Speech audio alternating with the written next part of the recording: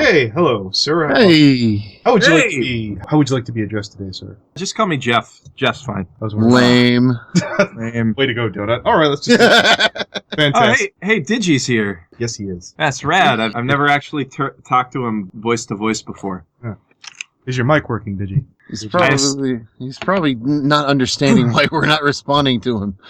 Yeah, something along those lines. Well, it's not lighting up anyways. We could do the intro. This is FNGR. Welcome you all to LImbo Podcast. Oh, Digi's having technical difficulties. He'll be joining us in a minute.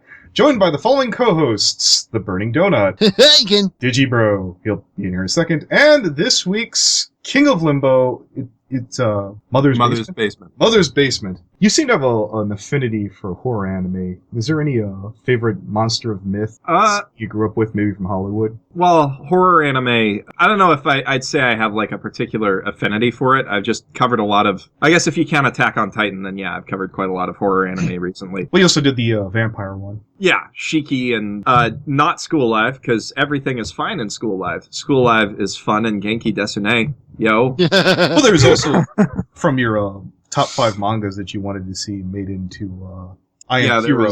Seems very horror-filled indeed. I Am a Hero and also Drifting Classroom, and I wanted to include a Junji Ito thing on there. Yeah, I guess I do have kind of a thing for horror, which is weird, because like I've always been a bit of a pansy, and this dates this dates back to when I was, so I guess it's from before the big incident, but when I was like very young, I was terrified that the snow ghost from Scooby-Doo was going to break into my room and just snatch me out of my bed at night.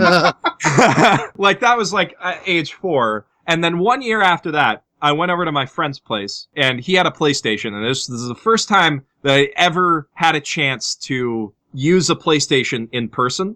So I was really excited. I went out and I got a magazine to do research on the PlayStation because there has never been a point in my life where it's been remotely possible that I'd get laid. And so I did research. I did research on a game console just to get to play it. And I got over and we played a few things that kind of scared me a little, like Tomb Raider with the tiger at the beginning that tries to murder you. I think we played Siphon Filter and Skull Monkeys too. And then when that was over, my friend said to me, he's like, hey, is there any game that you'd like to try? And I remembered this one from the magazine, Medieval, which was a beat 'em up with a cute cartoon skeleton. I said, hey, Brennan, do you have Medieval? And he said, oh yeah, I love that game. He went over, he picked it up, put it in the PlayStation, got ready to play. I was like, oh man, I'm excited. The PlayStation logo comes up, Capcom logo comes up.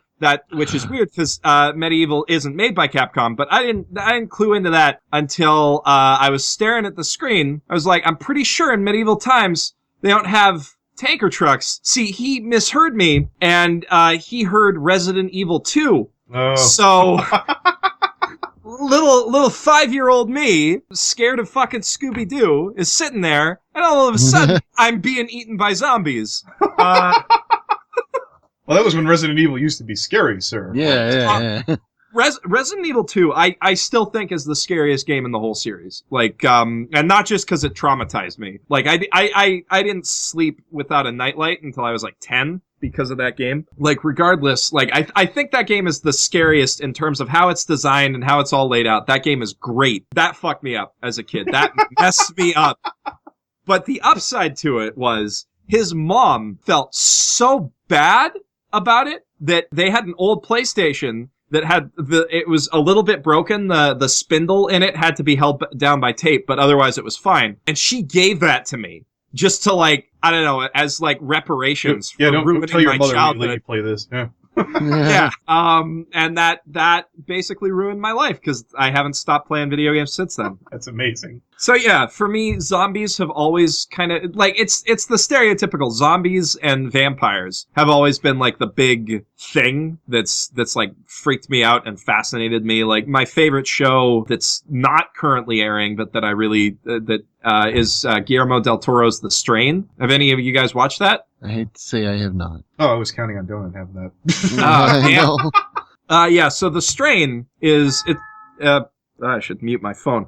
The Strain is it's a horror TV show with Guillermo del Toro directing it. So obviously it's going to be amazing. And like basically he takes vampires and he transforms them into these parasites with like neck worms that jump out and suck people's blood. Like the second Blade movie, those things. Yes, a lot like those. I think that's where he took the idea. And it's basically like that kind of horror, but from the perspective of a CDC analyst. So it's all about trying to contain this epidemic and then fight off a bunch of vampires in cool set pieces, because why wouldn't you not do that in a TV show? Walking Dead is making so much money. Why wouldn't you do that? I'm kind of tired of zombies these days, but they still freak me out a little. I like. Since you mentioned zombies, what speed do you prefer zombies move at?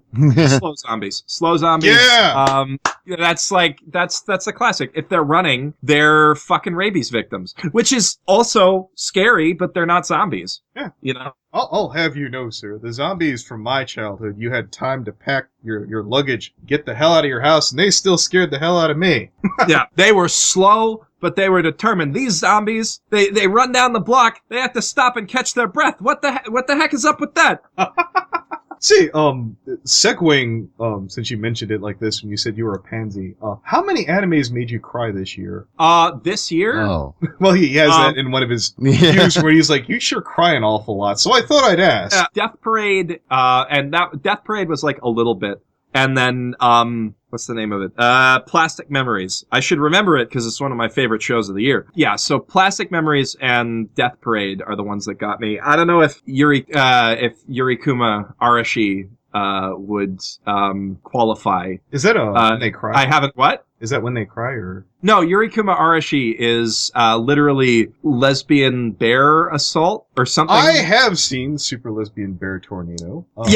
Lesbian bear storm. That's it. Ironically enough, I forget. I choose to forget where I found that, and I remember watching it and showing it to a friend, and I'm like, this is bizarre and makes no sense, right? And he's like, yeah. And I remember Digi breaking it down kind of on his channel, and from what I understood is you really aren't supposed to understand it, kind of. I don't know entirely.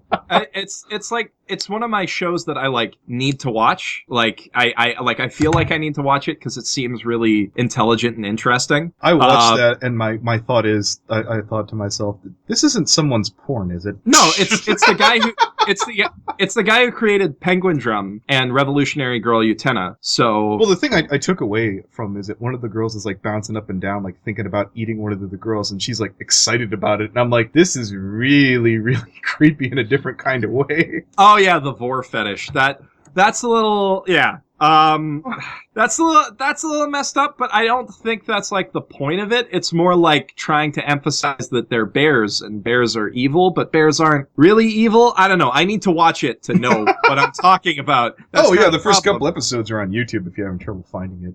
It's on Funimation. It's all streaming on Funimation. So I have a bunch of shows on my backlog. The problem is, I was intending to get caught up on stuff, but then American TV gets really good in the fall. So I end up missing out on a lot of anime because I'd rather be watching The Flash or Brooklyn Nine-Nine or have you guys seen Ash vs. Evil Dead? I haven't seen it yet, but I do know what it is. I mean, wait. What's going on over there? I know about Evil Dead. There's a new thing? Ash vs. Evil Dead. It's a new Dead TV show set 30 years later. Still stars Bruce Campbell. Still written and directed by Sam Raimi. Some episodes. It's a TV show. Different episodes are made by different people. But yeah, it's so good. It's like watching Evil Dead 2 as a TV show, but like some parts of it are even better. It's insane. Love that show. Is the first season done? It's almost done. There's 2 episodes left to go. I like to marathon it. Yeah. Yeah, I'm a marathon kind of guy too. Just dangerous when shows get over 2 seasons, because then it's like, there goes 2 days of my life. Well, I've never understood this whole like just loving to sit down and watch things for for like 2 days straight. You know, it's like I was talking to like someone else, and they're like, "Oh, I hate watching episodes when they come out." It's like, why? You watch one episode and you're caught up. Yay. Yeah. You know? Yeah, no, it's like, I don't know, binging on shows is fun in a way. It's like I don't have to think about what I'm going to do for the rest of my day. That's a nice feeling. But at the same time, it's like, man, I have to take care of a lot of shit. You know, I've gotta watch literally all the anime before the end of the season, or I'm not gonna be able to do my recap, which at this point, my recap is just gonna be a review of One Punch Man, because that's like the only thing I wanted to watch this season. That's an exaggeration. That's an exaggeration. There's other good shows this season, like Perfect Insider is pretty good. The problem is that most of the other the good shows this season are like 24 episodes long, which means I'm not going to be able to put them in until my winter recap, and that's like 3 months from now. So I can't talk about Haikyuu. I can't talk about a bunch of stuff that I would like to talk about. So I'm stuck basically One Punch Man, and One Punch Man is the best. So, you know, that's a good one to watch. Oh, yeah. I got grossly off topic talking about Evil Dead. No, that's yeah. How dare you? It's your show, That's man. It's terrible. All right, let's see. I think you tried your hand at what was it?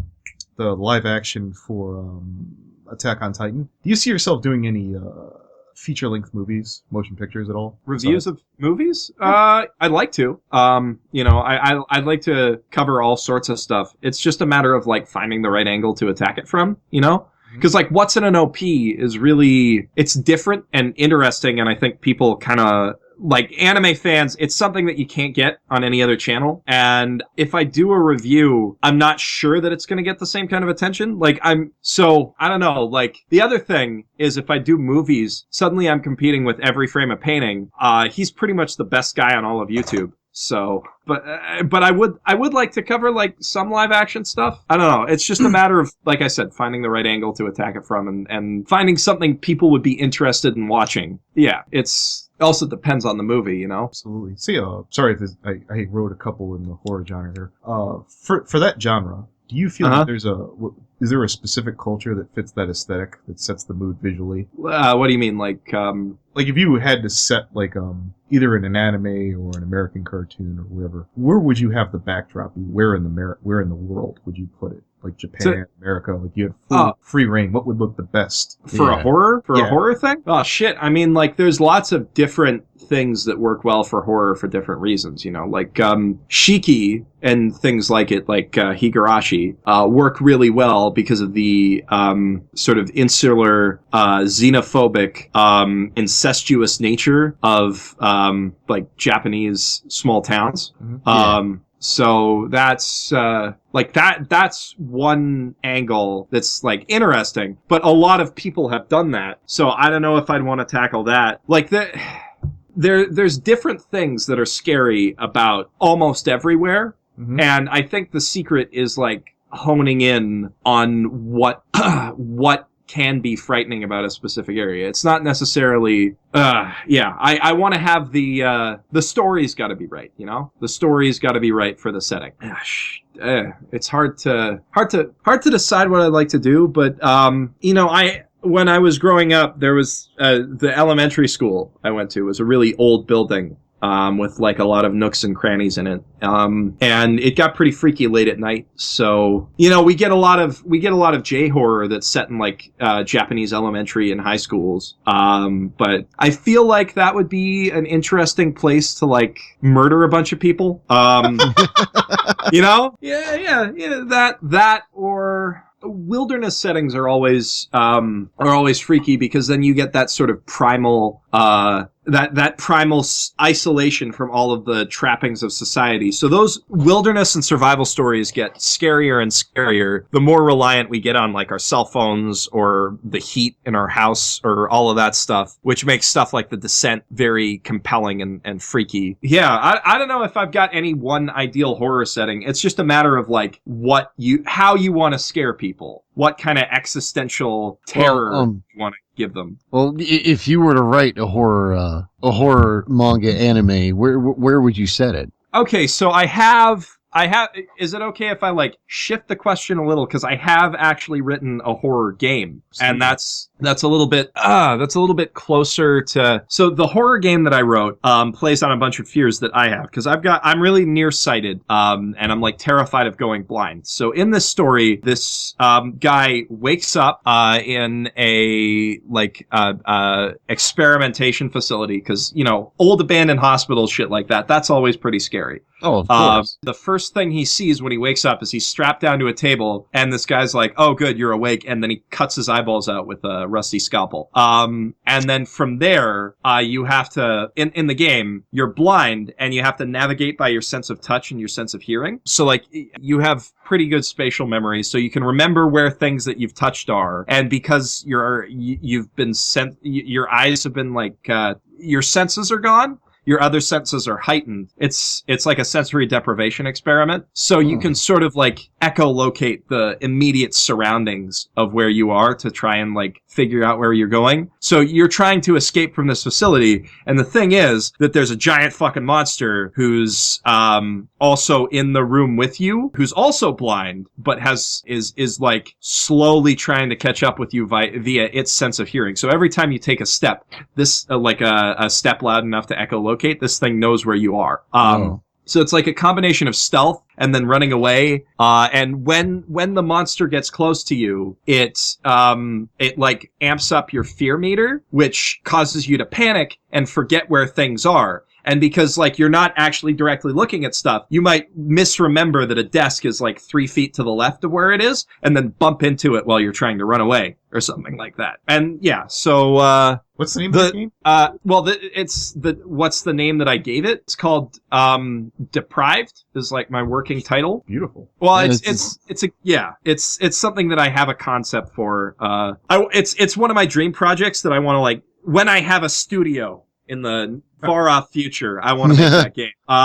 And yeah, it's kind of a dumb, like the title is like it just says Deprived, but then it's got like a the all-seeing eye pyramid from the American dollar. The mental image I kind of have for this is that I'm imagining like the screen showing a very vague outline that seems to be inaccurate of where things are for like the player. Oh yeah, like everything is wireframe until you touch it, and then it gets a texture because you're like, okay, this is wood. So it's kind of like the building map from Doom. When you get up close enough to it, it fills in. Yeah, kind of like that. And it's like the other thing is you have to like search objects. And you can either search quickly, which makes noise and has a potential to like drop something, or you can search slowly. So there's a bunch of stuff to keep things tense.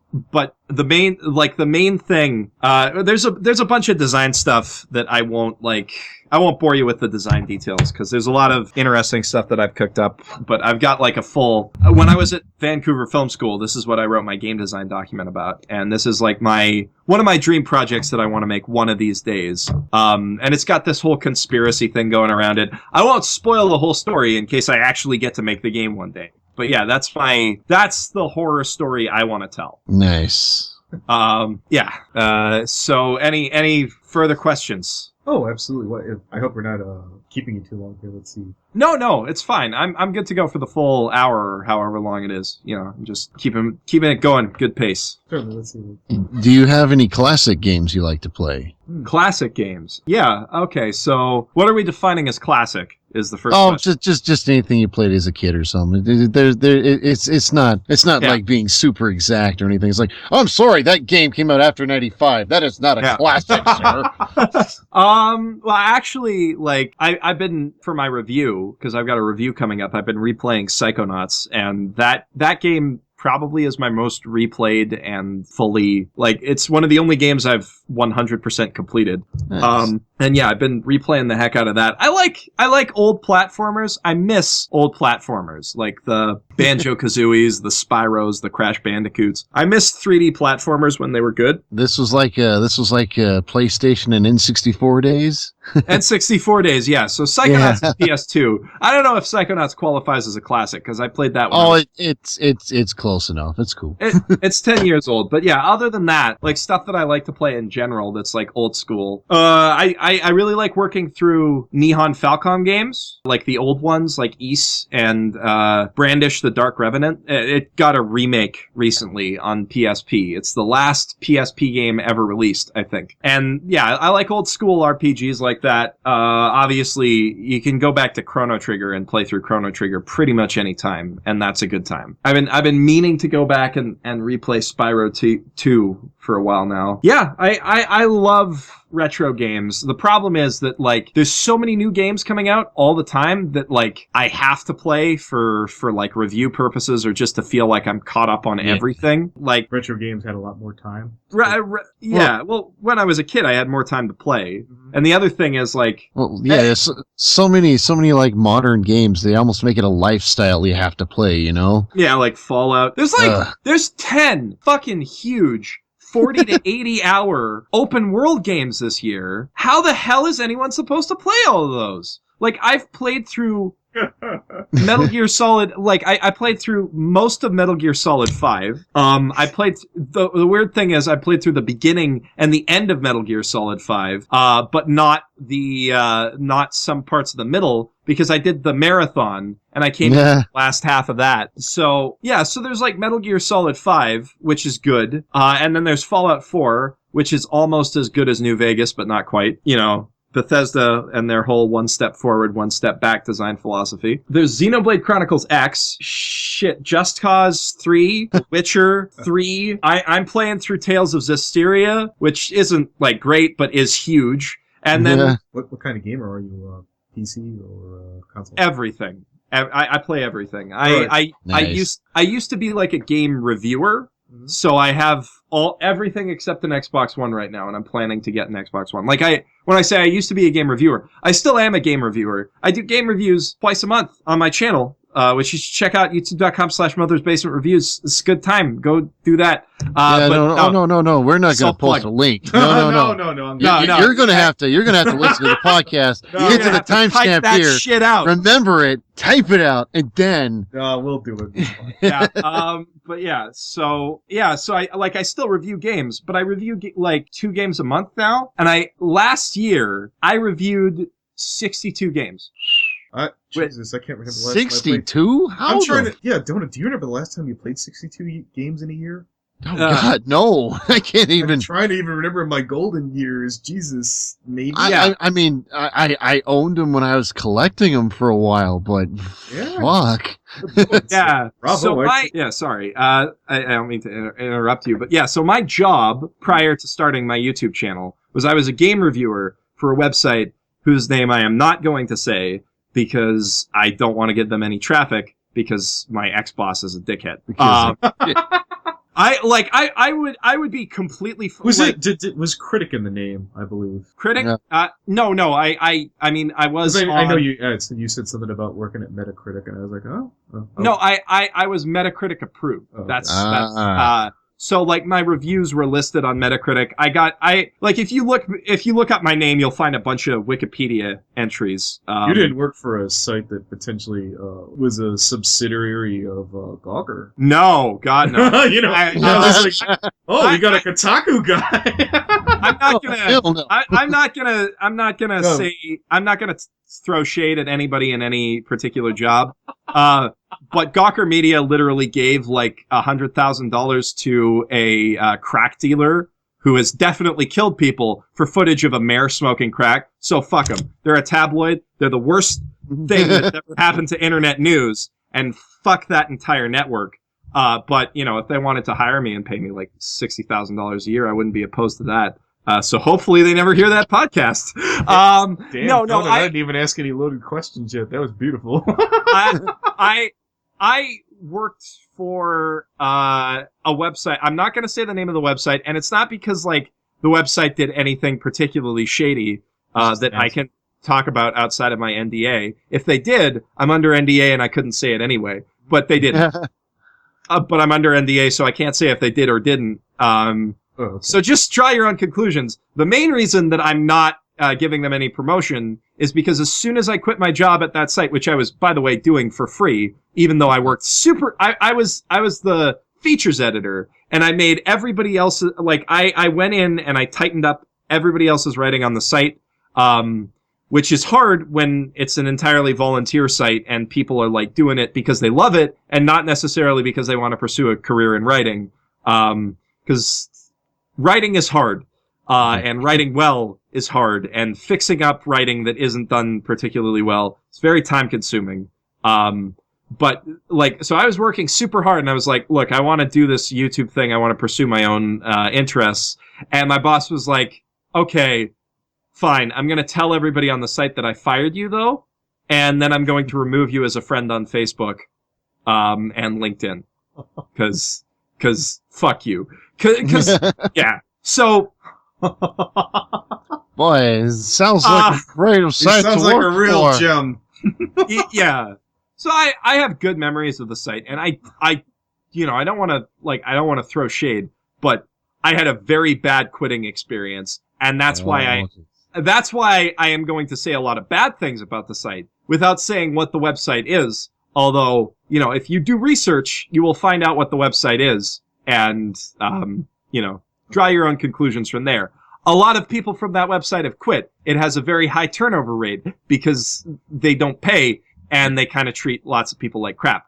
You didn't. There are people from our fandom that are well represented in that concept. But let's move on to something a bit more uplifting here. You seem to put a lot of love and care into your work.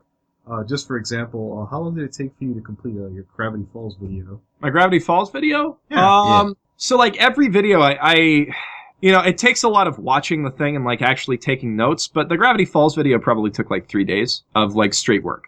Maybe 2 days? I don't know. Like basically the process of writing these things is I sit down and I watch the thing until the script is done. So that means like hammering it, pausing it, replaying it over and over again until I have a finished script. And the other sort of big part of the process is actually recording the dialogue and editing everything together. So that all together takes about 2 days of solid work. If I'm on my game, I can hammer out an episode, like a really good episode, in 4 hours of editing. But it depends on what the source material is and how it ties together. Like the One Punch Man video, that actually only took me like 5 or 6 hours of editing to do. The hardest part of that was like animating all of the panels, the comic panels together to replace the parts of the anime that hadn't aired yet, because I wanted to talk about the fight that is apparently spoilers. I don't know. People got mad at me for spoiling the anime, but it's a fucking comedy. You can't spoil a comedy. It's like, okay, Saitama shows up, he punches a guy, he dies. That's it. That's spoiled. I can't.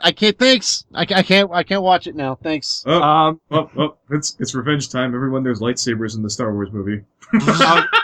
Okay. Yeah. No. Seriously, don't say anything about Star Wars though, because I'm seeing that next week when it's died down a little. I love Star Wars. So the only reason I gunned it just because I was terrified some butthead was no, I'm not gonna ruin it for you. Yeah.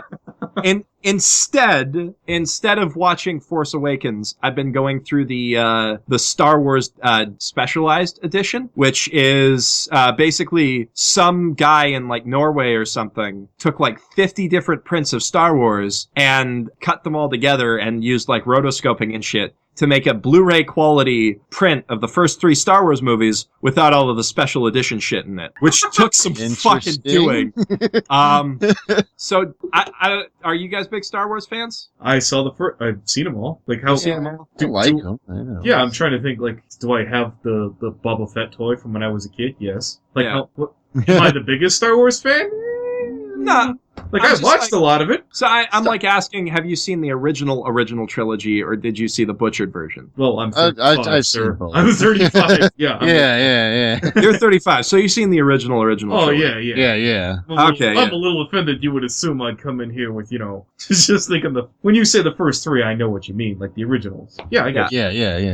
Yeah. So, like, I watched those on VHS, and it's kind of like, it's fucking amazing to see those in HD without all the CGI and bullshit that George Lucas added to outsmart Fox's contract to distribute Blu-rays of Star Wars. That's why the special editions exist, by the way, because Fox has distribution rights to the movies, or had distribution rights to the movies. You got a link to that weird Swedish Blu-ray project thingamabob? Just look up Star Wars Despecialized. The actual project requires that you own the special editions on Blu-ray. You know, if you do, great. You can download it through some trickery. Otherwise, it's impossible to get. Obviously, there's definitely no website that you could get that from. Oh, from, no, like, absolutely. say a peer-to-peer sharing service. And if there was, that would be horribly illegal. So don't do that. Don't do that at all. Totally wouldn't say support, Pirate Bay or anything. I mean, no, that would be terrible. Terrible. Pirate Bay or kickasstorrents.net. I'm not saying that Kickass Torrents is the best version of that torrent, but, if it did. Or IP Torrents is not a website that I go to. Yeah. Stop saying those websites that you don't support there. No, I'm saying they're horrible. They're horrible people. Yeah. They're horrible. Don't go there. No, that would be terrible. Are there any specific studios or companies that have caused you any YouTube-related headaches as a content creator? Fucking NBC Universal. There's a shock. Those motherfuckers, like, they put, like, they gave me a copyright strike. They put a claim on my school live video that they then took off when I disputed it. I don't know. It was a weird thing. And now they've got a claim on my, so UMG Ingrooves, which is a division of Universal Music Group, has a copyright claim on my Gravity Falls video, but it's not blocking it, so I'm not sure if I should fight it or not. Is it third party? It's third party. So UMG Ingrooves is doing it on behalf of Disney. That sounds like bullshit. And it's fair use. I know the video is fair use. Okay, I could get myself in trouble here because technically the only people who can give you legal advice is a lawyer. However, to file a claim, you have to have legal standing. I don't believe you can do on behalf of another, at least in my state, because you have to every lawyer would have to, state by state, country by country, and that's a long, exhaustive process, but that sounds like some bullcrap. I'd consider rolling the dice on that one. Do you monetize? I don't monetize right then it doesn't matter. It matters a little because there's ads on it, and it's not viewable on certain mobile devices in certain countries. So that sucks. Yeah. And I wish that I could fix it. But at the same time, one copyright strike completely fucked me for like a month. So I'm like iffy on that. I've had that too. Those only get processed during business days. They only get processed during business days. And not only do they like fuck you in terms of like what your actual like what you can put in your videos or whatever, they totally screw you over in terms of the hits you get because YouTube deprioritizes your channel in searches and does all sorts of other shit to you when you're in bad standing. I dropped from getting a regular 12 to 18,000 views on every video to getting like 6,000 views on like 2 videos in a row, and it didn't pick up until after the copyright strike lifted. So yeah, it's some hardcore bullshit. YouTube's copyright system is broken. I think everybody knows that. Well, if you make a video kicking up a stink about I got a copyright strike and screwed, people eat that shit up. People, yeah. No, everyone's like, "Oh no, you poor guy." Oh, hey, donut. When it happens, but I know, I'm joking. Oh my god.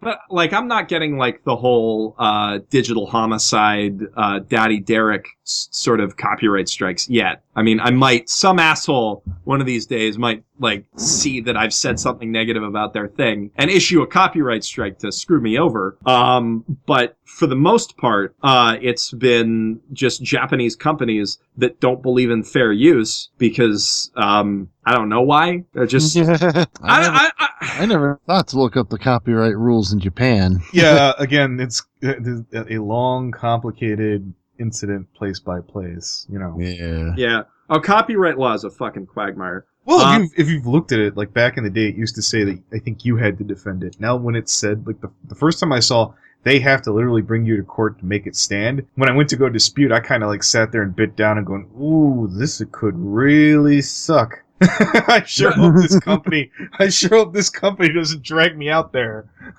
So they're not going to take you to court unless you're uploading episodes or movies or like just straight audio tracks to YouTube, probably. Probably. Probably is a strong word, my friend. Because you have a good fair use defense. There's a good chance like you could just win anyway. Yeah, I know, but there's a lot of people on YouTube that think fair use is I use it, and that gets me out of trouble. No, that's something you got to go to court for. Yeah, no, it's like all of my stuff. I am 100% confident that if I ever had to go to court, all of my stuff would be fair use. Because it's criticism. It's criticism. It's educational. Well, yeah. I mean, basically, aren't one of the rules that like you have to like if it's for parody or review, is basically you're allowed to use it. Yeah. It's all about it being transformative. That's like the key word, which is that it has to like change the use of the work. And the changed use of the work has to be necessary in some way. Like you have to be making a commentary or doing some kind of parody. Like inserting reaction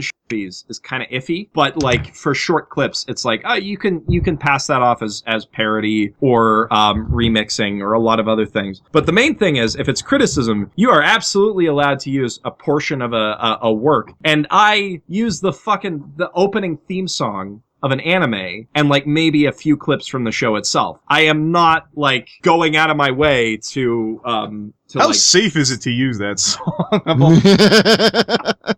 I'm very careful about what companies I use music from for that sort of thing. Well, yeah, music, if you're talking over the music, Content ID won't actually pick it up, which is something. But, like, yeah, music's a whole other kettle of fish. I always use music that's, like, relevant to the show that I'm talking about, because, again, if you're criticizing it, theoretically you're protected. The only problem is that YouTube has a guilty until proven innocent attitude to anybody who gets a copyright claim against them. And that's, I think, something that's been forced on them by court rulings and stuff about prior stuff. So, but YouTube just till recently wasn't even turning a profit for the longest time, and considering what a massive acquisition this was. I mean, hell, YouTube was in a legal war with Viacom for like 2 to 3 years. They did manage to win out. So, I mean, it's not that I'm not understanding, but at the same time, as a content creator, I support that stance. Well, I mean, like, the thing is, like, YouTube might not be turning much of a profit, but it's owned by Google, so it's allowed to be a bit of a loss leader, because owning YouTube, it's just very beneficial to other things that Google has going for it, you know? It's like I like to tell other people.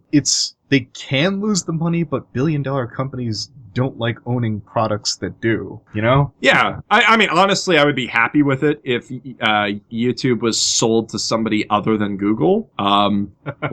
Because Google, as far as evil internet companies go, Google's like the least evil, but... So what? You know, they actually have like a motto that's "Don't be evil." So, I don't know. Well, if you say so, I'm just going to take your word on that. All right. But yeah, I don't know. Like YouTube Red is some sketchy ass shit. Is that even really a thing yet, or? Yeah, it's a thing. You can buy a subscription supposedly now. Like YouTube Red, they're trying to turn into Netflix. And Game Theory did a really great meta theory recently about like how YouTube probably shouldn't, because YouTube is a big community. And like it's all about people connecting with each other and connecting with their favorite creators. It's not about like fucking watching House of Cards or whatever. You go to Netflix for that. But YouTube wants to turn a profit. And there's more profit in Netflix and Hulu than there is in YouTube. So, I don't know. I sure hope I have to pay to be able to watch my next episode of PewDiePie. Oh God, don't get me started on PewDiePie. He's a very nice man, I'm sure, but like, God, I can't watch more than 10 seconds of one of his videos without like, I'd like to translate that, kids, for anyone listening. When everyone starts off the sentence with, "I'm sure he's a nice guy," they're about to take the piss out of whoever they're talking about. That's for sure. No, I mean, like, he gives a lot of his money to charity. He's a pretty good guy overall, from what I understand. And I'm not disparaging what he does. From what I understand, he hates the PewDiePie persona more than just about anybody, because it's so annoying. But he's laughing all the way to the bank there. Or crying all the way to the bank. I think it's $7 million a year. So he makes a lot of money. Yeah. And the thing is, like, he does good stuff with it, so I can't hold that against him. But like, holy crap, man! Like his stuff is so bad to watch, you know. yeah, it's like, seriously, like the worst like Let's Players are almost better than he is, and it's like He makes $1 million, and I don't get it. I'd rather watch Markiplier. And I didn't realize Mark was that bad. Jeez. No, Markiplier is actually. I'm not saying bad stuff about Markiplier. No, it's just when someone usually says, "I'd rather do this." That's like, you're half kicking that in the ass. I'd almost rather watch the irate gamer, honestly, than PewDiePie. Oh my god! Now that's an insult. I haven't even heard that in a while. I don't think I've ever heard of irate gamer. He's back. He's back, and he's making terrible shit again. Okay, yeah. The irate gamer, for those who don't know, was an angry Nintendo nerd ripoff that went on for a while. And I feel really bad because I heard of the irate gamer before I ever heard of the angry Nintendo nerd. Mm. So I was exposed to his content first, and I'm like, who the fuck is this angry Nintendo nerd guy? His stuff is terrible. And then I learned the error of my ways, and I was like, oh. Yeah.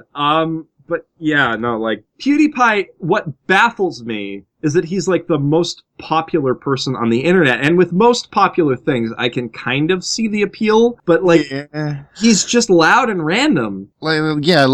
Seriously, it's like someone showed me a video of the top 10 YouTube personalities, and I never heard of any of them. I'm one of them had a name of something like Vegeta 61 blah blah something. I'm this is the top guy. I don't even know who this guy is. Yeah, let's try something more productive here. Yeah, I don't want to talk shit about other YouTubers. It's pretty bad when I'm trying to get the guest to get away from it. Let's see. It's bad for business. What's your field of study? My field of study, I studied game design at Vancouver Film School. Are you pursuing education right now? No, I'm doing YouTube full time, trying to break the 100,000 subscriber barrier and start making money. Oh, nice. Mm-hmm. Is that what the magic number is? Is 100,000? 100,000 is when YouTube sends you a little silver plaque. I don't know if Digibro was in here. Digibro just broke 100,000 recently, so he could tell us all about it. I've actually talked to various people. Digi believes that YouTube starts promoting your videos at 100,000. I've talked to other people who made the remark. He's like, "Oh, I didn't really notice an immediate boon or something like that." If you don't like your most popular videos, I got some bad news for you. Those are going to be the ones that get pushed. Thankfully, my most popular videos are also the ones that are kind of my favorites, the JoJo ones and the One Punch Man one. Mm-hmm. So, I'm happy with that. I think the Gravity Falls one's been getting a little... At every 10,000, it feels like they give you an extra push. YouTube gives you a bit of a boost. I can totally relate to that. Yeah. Calm down, don't. Your day will come. No, I'm joking. You stay productive, your day will come. Let's see. If you had 4 more hours in your day, what would you do with it? If I had 4 more hours in my day? Yeah. Don't worry, I've had some I stopped asking this question for a while because I started getting really smart-ass answers. Well, if I had 4 more hours in my day, I'd still die sooner. Yeah, no, if I had 4 more hours in my day, let me think. That would how much would the Earth be slowed down? I'm gonna go with these. Yep. Hypothetically speaking, we're talking about so the Earth would have to be spinning a lot slower. Would there still be 365 days in the year? All right, we're skipping it now since obviously you're gonna go that route. Next, yeah. No, okay, so the actual answer, if I had 4 more hours in my day, is I'd probably, I'd probably spend it all jacking off or watching anime. Okay, that's about it, yeah. So that's a worse answer than the one that you thought you were going to get. No, that's fine. What's your favorite drink? My favorite drink? Like alcoholic drink? Either or. Oh, shit. Oh, man. I've had people answer anything from cheap beer to chocolate milk. Knock yourself out. Oh, Sprite is a pretty good soda. I've been moving away from soda, though. I guess the drink that I drink the most is soda water flavored with, lime extract, which that sounds a lot fancier than it is. They sell it at grocery stores in, 12 packs. And it's basically just club soda, but it tastes a little limey, and that makes it much more palatable. And there's no sugar in it. Yeah. It's basically got 0 calories, so you're like... Yeah. It's like drinking water. It's great. So I drink that. The drink that I actually like to drink the most.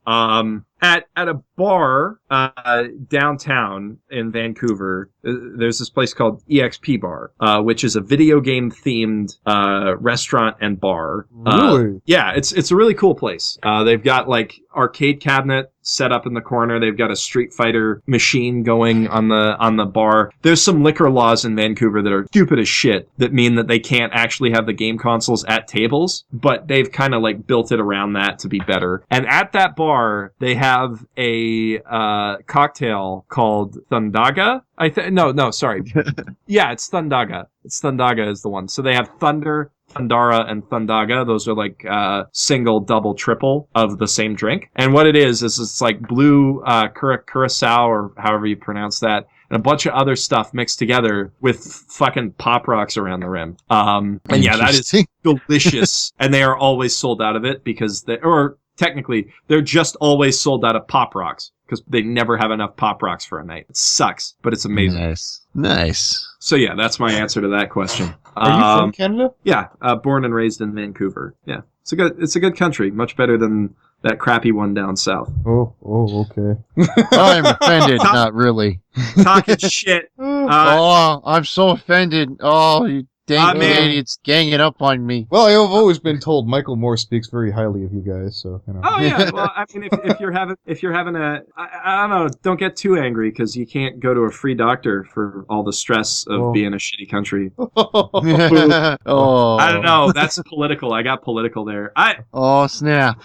I actually, hello 911. I've just cut myself on Jeff's edge. I really like visiting the States. Actually, it's just the one thing that really bothers me is that. I don't know why it is, but almost all of you guys are just complete assholes when it comes to riding on escalators. Like you stand on both sides of the escalator like goddamn animals. Move to one side and let people walk past you. It's not difficult. That's how you drive. It's literally like how you drive. Slower traffic to the fucking right, please. Thank you. I'm just trying to get by, god damn it. Is it because we're bigger? You know? It is sometimes, in some cases, it is literally there are people who are too fucking wide to like pass on the escalators. I know that's not necessarily politically correct. But if your sides are touching both sides of the escalator at the same time, you are creating a problem for other fucking people, and I feel entitled to be mad at you for that. Ooh. I'm actually glad you came down. Holy shit! Oh my god, Edge. I gotta get you back acting like this. Jesus, you can be a permanent co-host. Let's see. I'll come back from time to time. I like doing podcasts. I used to do one for a hardcore gamer, and oh shit! I said the name of the site. I could beep it if you want me to. Bleep it out, like actually bleep it out. So for that website I worked for, I was on the show of that site, and that's the other thing. Me and Lee, who is my coworker, he's the guy who's like doing the sort of the financial support of the channel. You know, he's not really financial support now, but in the future we're planning to roll out some bigger projects, top secret stuff right now that requires like a bit of a budget, because most of the stuff I do right now is like I own Premiere. That's about all I have to own. And, legal subscriptions to Crunchyroll and Funimation, just so that I'm like, my ass is covered. If anybody's like, how are you watching these shows to review them? It's like, it's okay. I got them right here. But yeah. So me and my buddy both quit that same job, and we were the only good things about that podcast. So there hasn't been a podcast on that website since... Oh, I know what it's like to be the only good one in the podcast. Anyway. Oh! I wasn't talking about mine. Anyways, Donut might get that dig. I gotcha. Let's see, are there any, what's your end game on YouTube, though? My end game? Yeah, what do you want to be comfortable at on YouTube? Just the 100,000? I want to crack 1 million. My goal is to crack 1 million. If people really like what I'm making, I hope one day to like hit the 10 million mark. It's like hard. It's really hard to do that. Well, you technically don't have to crack 1 million to get somewhere. I mean, look at Jim Sterling. He's making $10,000 on Patreon. He's only like 200,000. That's true. So like if I get people who really love me, and I've got a great community. Like I've got a great set of fans. Wait till they hear how you feel about fat people. I'm so offended by what you said. Oh, how dare you? You know, like I'm not trying to like. If you're comfortable in your body, that's fine. Just get out of his way when he's on an escalator. Take a staircase that is wide enough for somebody to pass you. That's all I'm asking. Oh my god! Because other people might be in a hurry. Or take an elevator. Because then anybody's way. You don't understand. In America, the escalator is there for the people who are too lazy to climb the stairs. Like, I don't feel like walking. I'll just go to... Yeah. The Canadian attitude is it's a way to get upstairs more efficiently and quickly. Yeah. So it's like, people just automatically organize themselves over to the left. And if you are over to the right and walk up the left side, and if you're standing on the left side of the escalator, you are going to get some fucking dirty looks, and you deserve it, I know a bunch of Canadian people that have never told me this, and now I have to go back. No, At the beginning of my podcast, I'm like, are you one from Canada? 2, please tell me proper escalator etiquette. I swear, I've never heard this complaint before. This is like, I never would have expected that. Like, the worst thing about America is escalator etiquette. How dare you? My God, we're that bad. I mean, for me, from Vancouver, I don't know how it is in Toronto. Maybe in Toronto, like, maybe in Montreal, all French people are assholes, so that's like... I'm sorry. I don't mean that. I have I know a lot of French people. I have French friends. He's like, I have a whole French friend. Cool. No, so French Canadians are great. I'm mainly just saying that to like... Me to poop on. If the best friends guys end up listening to this podcast, I want you to know that you're some fucking, of the good-uns. You're fucking... No. I want you to know that your fucking province that keeps trying to secede from our union sucks. No, I'm kidding. No, French, the French are great. Just not David Cage. David Cage is the only one who sucks. Oh, baby. God. In your wildest dreams, Donut, did you think any of this edge was going to be here? No, I didn't. Oh God, I would have been more psyched. It was like, oh, we're having a famous guy from Canada on. Oh, this guy's going to be nice. It's like, no, you goddamn Americans! Oh, I'm nice. I'm trying to be entertaining here. Oh yeah, no, it's beautiful. I love it. Yeah. Who online YouTube famous is someone you'd like to meet? That I'd like to meet? Yes. Shit. Like, the funny thing is that I actually have, like, 1 degree of separation from a bunch of people who I would like to meet. Like, Aaron Hansen, for instance. I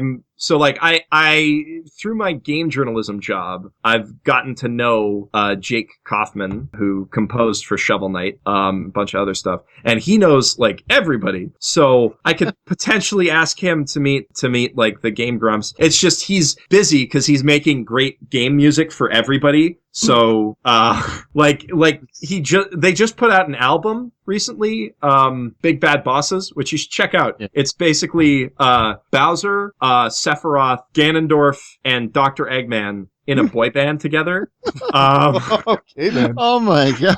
And it's got like Satch Bag and Nate Wants to Battle and a bunch of other really great YouTubers in it. But yeah, so like Jake knows everybody, and I would really like him to hook me up. If you're listening to this, Jake, I'm shaming you into maybe talking to me again because he's so busy that he just doesn't have time. But other than that, other than the people who I could be introduced, who I hypothetically already have a connection to, I kind of got this dream already because I was a big fan of Extra Credits back in the days, and Dan from Extra Credits moved to Vancouver, and I actually got to make friends with him while he lived here. Nice. So like there. Is that the head voice actor? Yeah, he's the guy who pitches his voice up like a whole bunch. The funny thing about that is he doesn't do that because his voice is bad. He's actually got like a pretty good speaking voice. He does it because his project that he did extra credits for initially was like a minute too long, so he just shrank it by speeding everything up. It's like, I could edit this out, or that's way too good. Are you kidding me? Yeah, no, like he can't. So that's why extra credits is so high pitched, because of like that. This is, I think he said that. I think he said that on his channel at some point. I'm not sure, but like, yeah. I feel dumb for never noticing that now. Like, oh yeah, so like he doesn't have like the Gaijin Goomba thing where his normal speaking voice is a little bit awkward. Gaijin Goomba's gotten better since he like shifted over. But yeah, speaking of that, the one person who I'd probably really like to meet is MatPat from the Game Theorists, because that dude knows some shit about fucking YouTube algorithms and stuff, and I would love to pick his brain just to like figure out how to make my channel bigger. And B, because I've got such, I love what he does with his channel. I love how he's like sort of brought the whole stupid fan theories about games thing into like a very entertaining mass market format. I think that's really cool. And the third thing is I have a top secret Zelda theory that nobody on the internet has heard, that I want to like pitch to him and do like a crossover. One of these. I guarantee you that Matt Pack will be delighted and be like, "Oh, you have a game theory. I've certainly never heard any of these before. Please." No. My Zelda theory. I don't know. I might just do my own video on it at some point, because it needs to be a game theory video, and I need to be part of it. It's so good. It might sound like I'm blowing smoke, but it is so good that people's minds will be blown. It's like, hey guys, my headcanon is so amazing, guys. No. There's some quantum physics shit going on in this. No, I believe you. You're talented. I'm just joking. Joking. This is what you do, and I know this is going to kill you. You make the video, you keep it unlisted. You ever get a chance to talk to the guy, and you be like, look, if this is something you're interested in, and you know what he's going to do? No, I'm not. And then he's going to go back and record it himself. Yeah. You're going to be like, oh, look, Game Theory uploaded a new video. What? I'd almost be okay with that, just because I like his stuff, and I want to see this theory made into a thing. I just want to be part of it, mainly because I want that fucking 5 million view boosts, you know? I'm a cynical piece of shit, but I remember when they were 500,000 subscribers bitching about, like, I think PewDiePie or something like that, so don't feel bad. I mean, even them, at one point in time, I think they're up to, like, 4 million now or some shit? 5 million. They're at 5 million subscribers. See, I turned my back. It's ridiculous, and that's like the secret to making it on YouTube. Is FNAF videos, sir. Lots and lots of FNAF. FNAF videos is part of it, but like the biggest part of it is making stuff that people are searching for. But the other big part of it is just like making stuff that's super polished, and that's like 90% of it. Make stuff that looks like it should be on television, and people will pay attention to it. Yeah, there's a couple guys in our fandom that kind of prove that theory. Yeah. And that's like Digi makes great stuff that's really well edited, and he's obviously seen a lot of success because of that. And I think that the main reason that I've been able to grow so quickly, and I don't want to like sound like I'm bragging about it, but I've grown 6,000 subscribers in the last month. You've only been going for 7 months, right? I've only been going for 7 months. Yeah, that's not bad at all for. So I've hit 20,000. Is this your first YouTube channel? It's the first one that I've tried with. I have one. That embarrassing, what do you call it, Minecraft channel nobody wants to talk about laying around somewhere? No, it's not a Minecraft channel. It's literally just like my personal channel that I use to subscribe to other people on YouTube. And I uploaded a few videos, like school projects and stuff to there over the years. A lot of them are terrible. If you want to, like, I'm not going to link to it, but if you want to search Jeff Thu on YouTube, it's literally the first thing that comes up. I've got some stuff on there that I think is pretty good. Like, I've got a music video from Anohana that I did, and I did an unboxing video for the website that I worked for, which don't listen to that one, because I'm going to say the name of the website, and that'll be terrible. I got a trailer for the student game I worked on, and then just a bunch of other student projects. And then I've got a bunch Like, I've got some hidden terrible videos that will never see the light of day ever again, because that was back when I was like 16 and I watched nothing but like fucking Potholer 54 and Thunderfoot and Amazing Atheist. And I was one of those asshole pieces. Like, well, you know what? Look, guys, I'm Sargon, guys. Yeah. You have to be a real douchebag to have a stupid. channel like that, right, Donut? Yeah. I'm not, like, you know, that's like, it's fine if you want to make that stuff. And I watched a lot of that stuff. So obviously I see the appeal of being like angry like that. But, and I still watch the science side videos of a lot of those channels because that's interesting to me. But like, I was very angry as a kid in like not fun ways, not the fun way that I'm angry at you for being on that fucking escalator in front of me. No, I was angry. I was angry in the sense of like, how dare you believe things that are different from me? And since then, I've just been like, you know what? Like, I was about to say you'd be a great Catholic. You know what? I would love to date a Catholic because that guilt, man, it does some things. It does some amazing things for your sex drive, I'll tell you what. It does some amazing things for your sex drive. But being Catholic, I don't know if I'd be a good Catholic. Can you subscribe to a theory and only follow it when it suits you? No. I can't, like, that's the thing. Like, I'm like, so the reason that I entered that is because I'm like I need evidence for everything that I believe. But at the same time, it's like, I understand that I understand that other people believe things because that's how they were brought up and that's what makes sense to them based on. To handle it I look at it from a pragmatic standpoint. There are people who go through their lives paranoid about dying. Yeah. And whether I'm right or wrong, it's just one of those things. It's one less thing I choose not to worry about. Yeah. Because of da-da-da. And I choose not to worry about it because, like, you know, I back then I was like convinced that religion was the worst thing in the world. And oh, geez, I've never met any teenagers with that theory before. Yeah, when I was a teenager, I was one of those kids who was like, "Oh, libertarianism, go Ron Paul, all that shit," which was weird because I also hated religion, and Ron Paul is he's one of the, you know, he's part of that one crazy one, you know, the really crazy one. No, the crazy one that's all American. They have a whole city, Salt Lake. Yeah. Okay. No. Yeah. We'll step away from that. We'll step away from the religion discussions. Yes, it's surprisingly, that didn't go nearly as bad as it could have. Yeah, no. So my opinion now is that, like, believe what you want to believe, because, you know, it doesn't affect me unless you're going out and killing people for it or not vaccinating your kids. If you're not vaccinating your kids, fuck you. Okay. You're killing other kids. I wasn't being pushy at all, was I?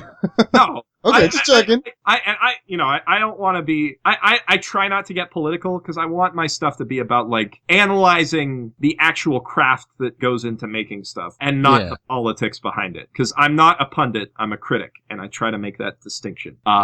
So I try to keep my political opinions out of what I do because. Well, on that note, yeah, I'll ask one question. We'll wrap up there, and feel free to skip this so we could wrap up faster. What are your thoughts on Gamergate? Oh man. That is, I know I only did that because you're like, I don't like politics. Like, I don't even like this discussion, but I was like, screw it. I'll throw it out there for the hell of it. You did so good on religion. Let's see if we could trip them up at the end. Oh, man. See, the problem with that is, like, I don't want to touch it with a 10-foot pole. Good man. Oh, come on. You're a smart man. Yes, sir. God. But I have opinions on it, and it's like, my opinion is basically, if you're being an asshole to somebody because of what they think and not how they act towards other people, then, or who they are and not how they treat other people. The only thing that is important to me in determining if somebody's an asshole or not,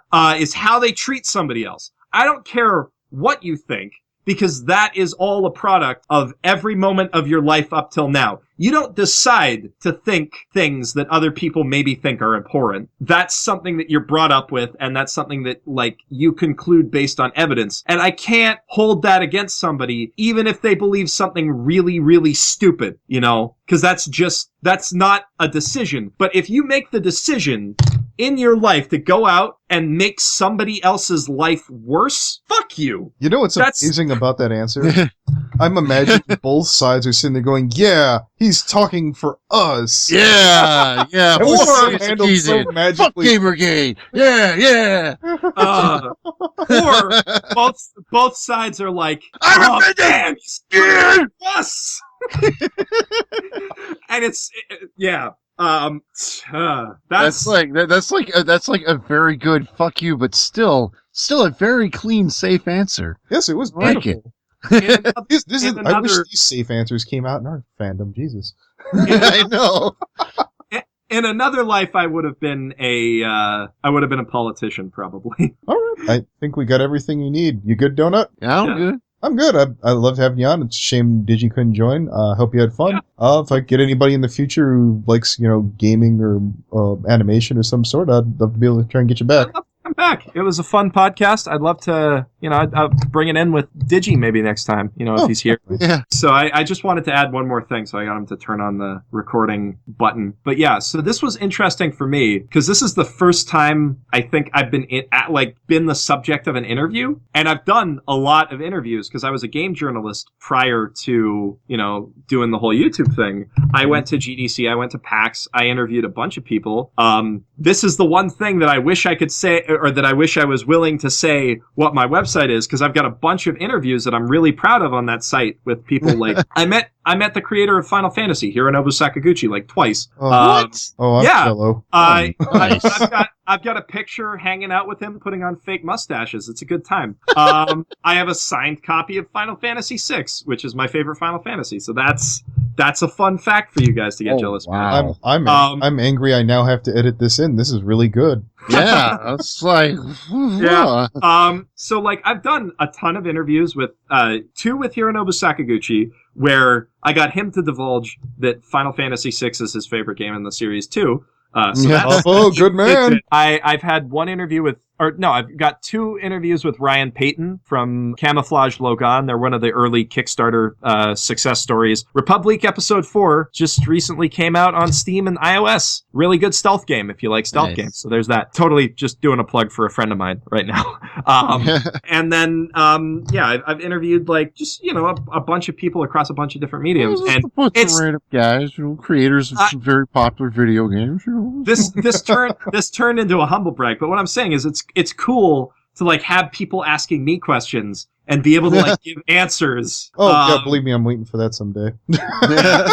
This is this is the first step to, I don't know, fan people. I don't want to say fanboys or fangirls because I don't want to generalize. Ironically enough, sir, one of the more crass people from the fandom we came from basically sat there and gave me a bunch of tips. I was interviewing one of his friends, and I remember we all sat there and focused on the one person, and he's like, I really appreciate this interview format. I was like, no, I'm a podcast. He's like, no, this is an interview, and it's a lot better than what you came from before. You should stick with this. It didn't initially get me as many views before, but it always made the guests happy, and I was like, I guess that's going to be my thing. It's a lot of fun to do. It's a lot of fun to go on and talk about myself and get to be like a total braggart for a little while. Nice. Just be like, I'm so great. We talked to Digi for like an hour and a half when he came on. I got his life story, and I felt completely happy by the end. We got numbers and how much he made a week, and headaches on YouTube and this, that, and the other. And I am surprised that Digi could say anything other than how much he likes or he hates Sword Art Online. There's some other fandoms he'd bitch about, sir. Steven Universe. Yeah, we'll go with that one. Sure. Steven Universe. That's totally the show we were talking about. Yeah, no, that's and cool. not that. Wait, so which fandom did you guys come out of? Because I know which one Digi Brony came out of. Yep. That's that's the one. I'll tell you the story about that originally. Oh, jeez. You there? Oh, crap. Okay, we're getting some fandom escape stories. I love these. Oh, God. The interviewers turned it around. Say the way I found Digi is that whole crazy the brony craze was going, and I didn't understand it all. I couldn't. I'd sit there and I'd try and figure it out. I was like, well, look, there's a big thing going on. I like to be part of fun things. And oh man, yeah, and I was like, you sure missed out. Yeah, no, I like, it's like Jim Sterling's way when he talks about FNAF. I was like, I like to be part of fun things. I should try and figure this out. And I clicked on it, and I didn't even really know what an analyst was at the time. And I was like, oh, he's a critic. And the thing that befuddled me was, one, a kid's cartoon, a little girl's kid's cartoon, had a critic or reviewer, which one was baffling to me. The even more baffling, wait a minute, he has fans. Real critics don't have fans. Something's wrong. Something's horribly wrong. I sat down, and he was all happy and glowy and cheerful, and I'm sitting there going, this has got to be bullshit. Yeah. And then I found out later on that it was a put on, it was an act, and I was like, oh, thank God, I can be this guy's fan. And it bothered the shit out of everybody else, and I was like, why? How could you think it was anything but? Like him being happy was a put on? Well, no, like the as he described it, he put on the voice and he'd put on a persona. You know, he'd be like kind of like the Mr. Rogers of MLP, and people fell in love with that. And to me, I was like, if you've ever watched The Matrix, you know, about the human race trying to wake up from a bad dream, that's how I looked at it like that. I was like, he can't be like that. Yeah. Oh, thank God he's not. And I became a fan of the person, not necessarily like the content, and that's why I can keep watching his stuff onto other things. If he did movies, I'd probably go watch that. His friend Tom moved on to like computer stuff. I like the performance. Yeah, and his transition to anime has made him a lot more cynical, which I enjoy. Well, he has the ability to be more cynical, because unfortunately in this fandom you're like, well, I didn't like X. Everyone's like, no, boo, X was great, you jerk. Yeah, I tend to stay away from fandoms. The only one that I've like found myself kind of getting into is the Undertail one, which is like... Oh, I have a question for that. Oh, yeah, you can ask away. They're all like... right, what do you want out of a sequel at Undertale, then? I don't want a sequel to Undertale. Ooh, boy. Because Undertale is perfect. Undertale is exactly what it needs to be. And I don't toss the word perfect around lightly, despite what people on my Life is Strange video might think. Undertale is like exactly the game that Toby Fox wanted to make, from what I can see. And it has like a very meaningful message about how we interact with games and what they can mean to us. And that's all that it needs to be. It tells a complete story. It's a finished game. And making a sequel to it would just ruin the universe that already exists. It would be like when they made the sequels to Madoka Magica and just kind of ruined an already good story. Yes, the Madoka Magica sequels are their kettle of shit. But, Rebellion. I can't tell you how many people. It's like all the times, like, yep, Rebellion sucks. Is that the interview? Is that the review? Yeah. That's. Okay. I'm just glad that they're making good Dragon Ball Z movies again. I'm gonna just completely segue out of that. But no, like the Undertale fandom, it's pushy, definitely, because they want everyone to play Undertale, and I think that everyone should play Undertale, because Undertale is seriously one of the best video games that anybody has ever made. One of the most complete, like, it's probably the most complete, cohesive video game on the market today, in terms of one guy made it almost entirely by himself, and everything in that game is what he wanted it to be. It's his vision, and as far as auteur theory goes, that's a lot more powerful than a committee of guys sitting around at Nintendo or EA or wherever saying, this is the story that will test well with markets, and these are the dungeons that we want to make. And some cool shit comes out of that, but some terrible shit comes out of that. Like some cool shit, like, I don't know, like Uncharted... Yeah. The Uncharted series, committee-driven, pretty good. But some bad shit, the Uncharted series, committee-driven, pretty bad sometimes. The problem with anything like that is you make a game, a bunch of different people have stuff that they think is good and want to be in the game, and it is good, but it's good independently. Like, the pirate chapter of Uncharted 3 is really good gameplay-wise, but it makes no fucking sense in that story. So if you care about the story, you're gonna hate that, and if you care about the gameplay, you're gonna hate, like, half of the rest of the game. And Undertale is just, like, exactly what it should be. It's nice. My game of the year, probably my game of the decade. We're halfway through the decade at this point, and I don't think I've played anything that I like more than Undertale. And so I completely understand why the fandom is like, everybody has to play this. And I also understand why people are like upset about that, because they're like, oh, they're overhyping this. I'll never like it as much as they think I will. You actually might if you play it. It's really good. Yeah. The thing that I like most about the Undertale fandom, at least on Reddit, Tumblr is probably way worse because Tumblr, but because you know how Tumblr handled Steven Universe, for example. Of course. Kill yourself, etc., etc. No, the Undertale fandom on Reddit is really positive and nice. And that's like Reddit also has a pretty positive anime fandom, but there are a lot of fandoms out there that are just fucking assholes. For instance, I'm not going to name names, but the JRPG subreddit on fucking trash, just full of assholes. And I'm not just saying that because some of them talk shit about my Xenoblade Chronicles review. I'm saying that because for a long fucking time, there's a lot of people. I don't know. I don't want to talk shit about people online who maybe like things. I'm part of these communities, so obviously it's not like I hate them enough to not want to be part of them. There's some fucking assholes out there, and Undertale, in my experience, doesn't have those assholes in it. Well, have you ever played a video game called Dust? Dust. It's basically if you've ever played like Odin's Sphere. Dust and Elysian Tale. Yeah. Sorry, I was like thinking From Dust, the No. Another great game, by the way. Eric Chahi, great designer.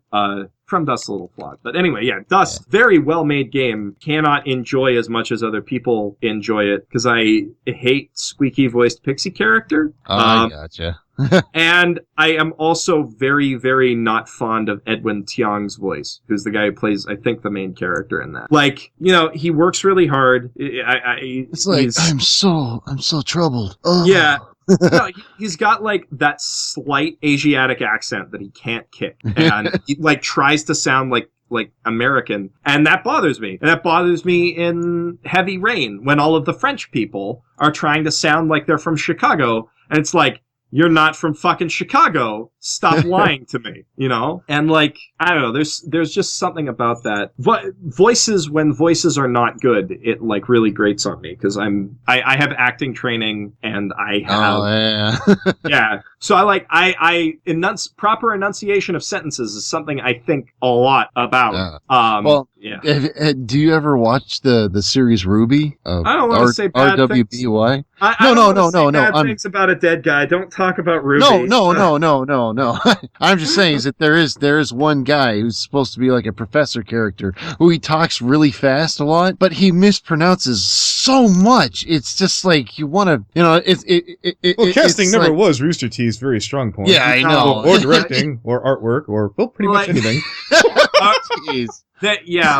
Oh man, like I have an immense amount of respect for Monty Ohm for like coming up from where he was and from like being self-taught and everything. But there are a lot of things that are just fundamentally wrong with anything animated by Rooster Teeth Studios. Just fundamentally awful animation in general. Cool action scenes, but the physics are completely wrong. And the posing when they're walking around is really boring. And Ruby to me is really boring to watch. The direction is bad. And it's hard for me to say because I loved Red vs. Blue so much when I was a kid. I have Red vs. Blue up to season 6 on DVD. That's how much I loved Red vs. Blue when I was a kid. But like, it's a comedy series. Bernie can't write serious stories to save his goddamn life. I like Ruby, and I still agree with you.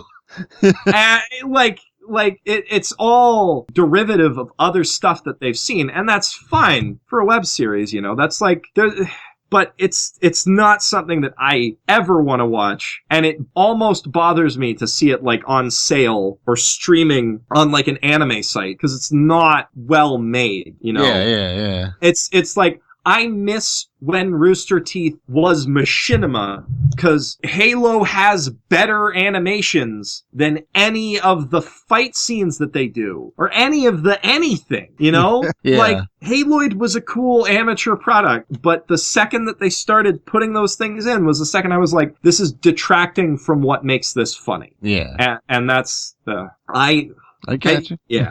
And I feel bad saying that, because Monty Ohm worked super hard, and he was apparently a really nice guy, like one of the nicest guys on the planet, and he was definitely taken too young. If he had had the time to bone up on animation, I am sure that he could have made some fucking amazing stuff. But the stuff on Rooster Teeth just isn't good enough for me to want to watch it. And that's... I got you.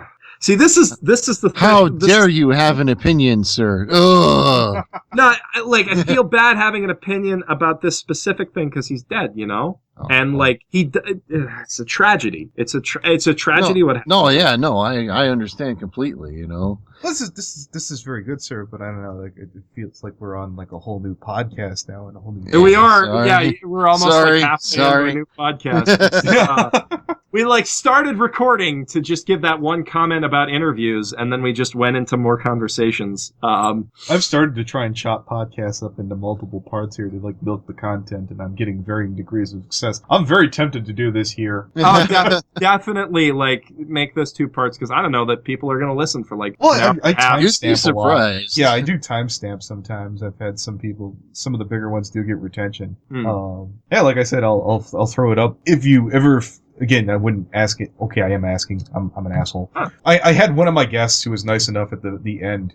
This one wound up being one of my higher reviews. He said, "Oh, by the way, real quick, I did a thing. Go here." And the first 4 seconds of his thing, one of his latest videos wasn't even a particular big one, and mine shot up. And I was like, "Dude, I've gotten animations for podcasts that didn't do that good." And he's like, "Hey, I have loyal fans." Yeah, I mean, I'll announce it at the end of an upcoming video, or I'll try to squeak it in there somewhere. Oh, I have to cut him. I have to cut another guy to the front of the line, donut. What? I have 3 or 4 podcasts in the hole, and now that you told me that, right to the front of the line you go. You're gonna show my stuff? Well, all right then. Well, fuck my integrity. I mean, put up the other ones first if you've recorded them, because they're All right, tell you what. There's one I've had a guy waiting for 5 weeks. He goes next, and then I'll get you. How's that? Okay, because we said some topical stuff on this show. Oh yeah, well, it's technically about you. It's getting to look at the content creator, behind their persona. Some people staying their online character, and some don't, and it works either way. I mean, I think that I'm mostly consistent, but yeah, my online character's more. I don't know how I describe my character on the channel, honestly. It's it's a lot of me, obviously, very intellectual and dry, I guess. It's hard to describe your own content, honestly. I had an idea of what you'd act like. Yeah. This wasn't it. I'm pleasantly surprised. This wasn't it? Yeah. No, I'm not. I'm a fun guy in person. I make the stuff that I make the way that I do because I love every frame of painting and I love gaming. It's funny that the community I came from is kind of turned into more comedy driven and more personality than from analysis. But damn, you could definitely make a selling just shilling you, sir. There'd be a market. Just comedy? You mean I think you've certainly got the personality for it. I don't want you to abandon analysis. Jesus, no. Yeah. No, I love doing it. I've been thinking about doing Let's Plays or something, though, with, my friends. Seriously, you know how Game Grumps has, the Game Grumps animated? I think someone could do, a great animation just of you talking about the escalators. Yeah, if I still had Crown Prince on tap, I would get that animated. Oh, maybe I still will. Maybe I still will. Are we still recording at this point? Oh, I'll stop now. It's fine. I'm just double checking. I'm just Well, I haven't stopped it yet. Is the reason? Oh no, I've got plenty. I probably should need it back. We got plenty. Yeah, no, I'm just right, we'll end it there then. Okay, going. So before I did this channel, I had an idea on my old channel for something, and I gave up on it almost immediately. But it was something called Bro Views, and it was basically just fucking frat boy reviewing super nerdy stuff like anime and just talking nonstop about the boobs in it and whatnot. I was just this show is totally brodacious, yo. I watch fucking brodacious space pirates, and the titties are fucking everywhere, man. Yeah, check out this girl's panties. And my thing that I wanted to do at the end of it is just rate it on a scale, or do negative reviews is what I finally settled on, but like negative reviews scored on a scale of how much I drank and how bad the hangover was afterwards. And so it's like, I give this game that one time that I had like a fucking 40 This one is a bro apocalypse. I had like 4 shots of kombucha and like 3 vodka shots. And then I woke up in a fucking tree with a shopping cart underneath me.